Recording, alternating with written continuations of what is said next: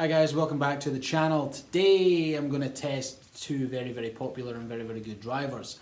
I am going to pit the G410 Plus up against this bad boy, the 0811XF by PXG, their generation 2 driver. So, who's got it in the tank? Let's find out. First of all, we'll do a little bit of tech talk.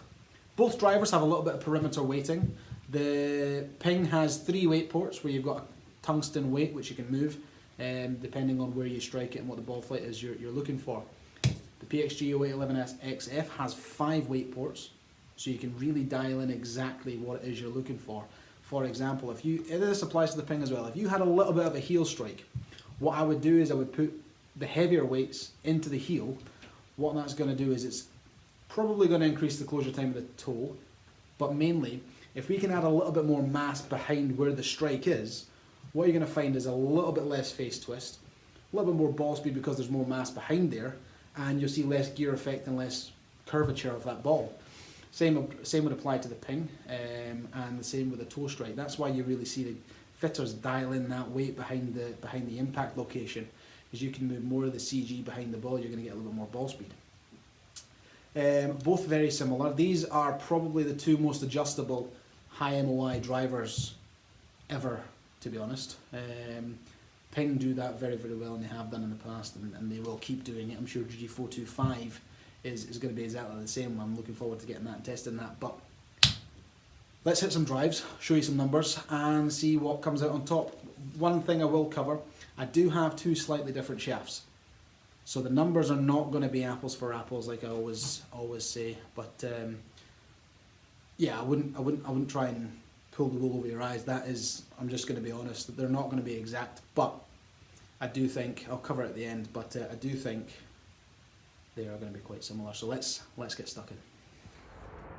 First thing I would look at is how they both sit behind the ball. A lot of people have said similar things about how the PXG and the PING compare when addressed at the ball. When you're looking down on it, they both have a matte finish. They both have some sort of design on the top. PING have the turbulators and the kind of the dragonfly. PXG has a very distinctive appearance as well, and that matte finish, I really like it. I find it, with the design on the top, it is quite easy to frame the ball.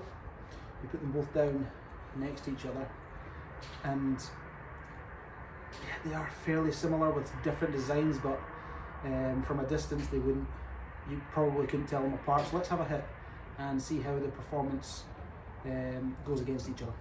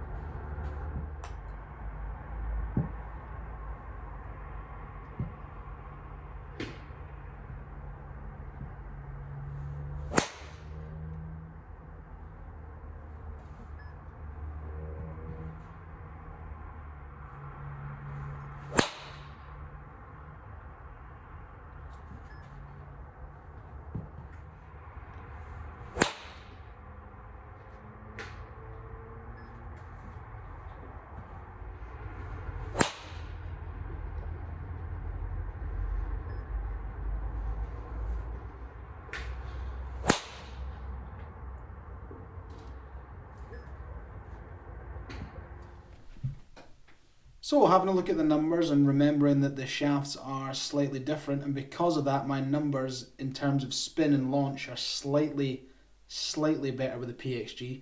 You've got a slightly lower spin rate here, the launch angle 1.2 degrees lower, slightly different delivery again.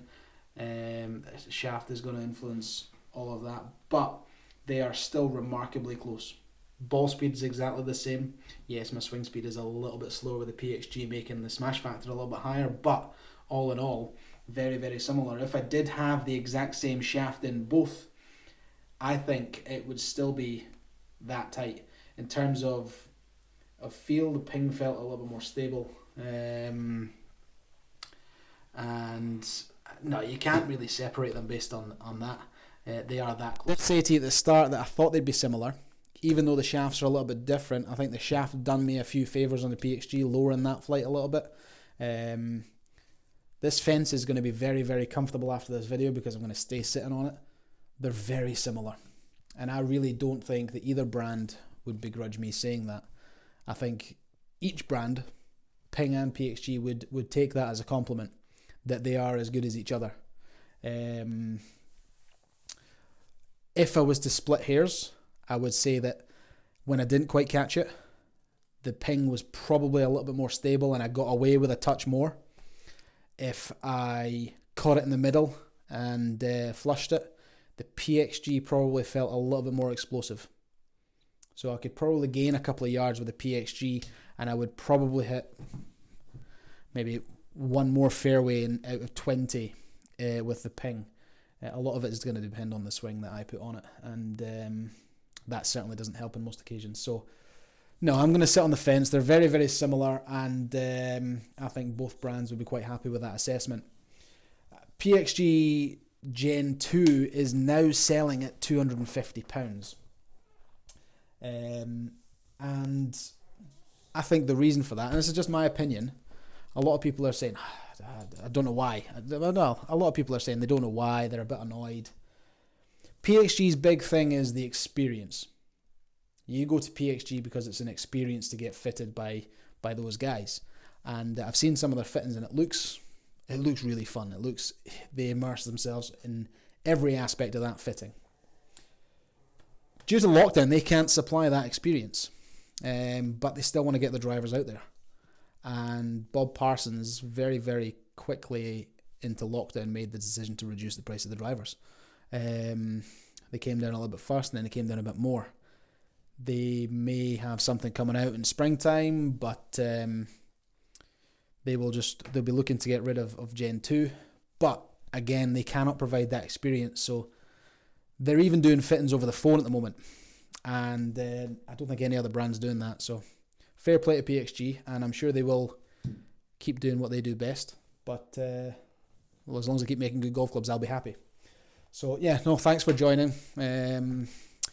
Share, like, subscribe as always, and we'll see you next time. Cheers.